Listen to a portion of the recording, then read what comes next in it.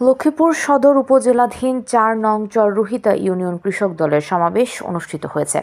বুধবার বিকেলে রসুলগঞ্জ মসজিদ মাঠে অনুষ্ঠিত সভায় প্রধান অতিথি হিসেবে উপস্থিত ছিলেন বিএনপির চেয়ারপারসনের উপদেষ্টা সাবেক সংসদ সদস্য রায়পুর আসনের আবুল খায়ের ভূঁইয়া। কৃষক সমাবেশে বিশেষ অতিথি হিসেবে বক্তব্য রাখেন কেন্দ্রীয় কৃষক দলের যুগ্ম সাধারণ সম্পাদক ফখরুল ইসলাম নাহিদ, সদর উপজেলা পশ্চিম কৃষক দলের আহ্বায়ক আব্দুল করিম মিজান, সদস্য সচিব কামরুজ্জামান সোহেল, সিনিয়র যুগ্ম আহ্বায়ক রাব্বি ইলাহি জহির, জেলা কৃষক দলের সহসভাপতি আবুল কাশেম, চররুহিতা ইউনিয়ন বিএনপির সভাপতি নূর হোসেন আরজু চৌধুরী, সাধারণ সম্পাদক ফখরুল ইসলাম স্বপন, বিএনপি নেতা নজরুল ইসলাম সবুজ, সদর উপজেলা পশ্চিম কৃষক দলের সভাপতি রাকিবুল হাসান সুজন, ইউনিয়ন কৃষক দলের সভাপতি আব্দুর রহমান রূপম।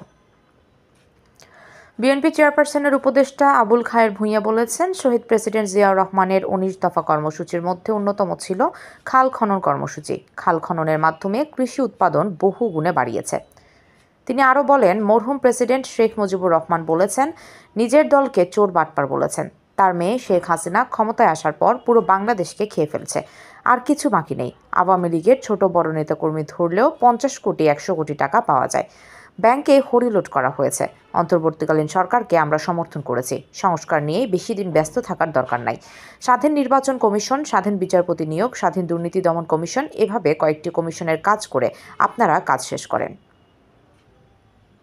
বিএনপি, যুবদল, ছাত্রদল, স্বেচ্ছাসেবক দল, কৃষক দল, তাঁতি দল, শ্রমিক দলের অভিনন্দন এবং সালাম। আসসালামু আলাইকুম ওয়া রাহমাতুল্লাহি ওয়া বারাকাতুহু।